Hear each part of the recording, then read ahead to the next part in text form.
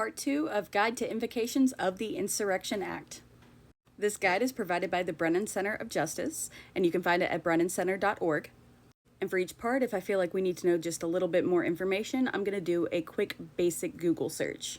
Okay, so March 12th, 1799, President John Adams. The affected area is Bucks, Northampton, and Montgomery counties in Pennsylvania. The reason the act was invoked was Fry's Rebellion. President John Adams deployed federal troops and militia forces to suppress a rebellion in eastern Pennsylvania that had been sparked by a new federal tax on real property. The Fry's Rebellion, that's my assumption on the pronunciation of it. It could be Frias, I don't know, but whatever. 1799. Uprising in opposition to a direct federal property tax by farmers in eastern Pennsylvania led by John Frias. In July of 1798, the Federalist-controlled U.S. Congress, which greatly needed revenues for an anticipated war with France, had voted a direct federal tax on all real property, including land, buildings, and slaves.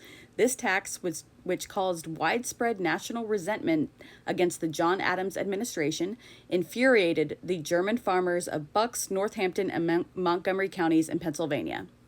At Bethlehem, Pennsylvania, Fries and his men forced by intimidation rather than by actual violence the release of a group of tax resistors who had been imprisoned under the custody of the federal marshal.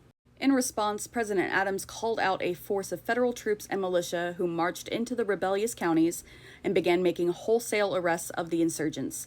John was captured and subsequently tried twice, convicted of treason on each occasion, and sentenced to hang. He was pardoned by Adams in April 1800 when the president declared a general amnesty for all those who had been involved in the rebellion. Okay, so the first two invocations of the Insurrection Act have to deal with taxes. Not really shocked.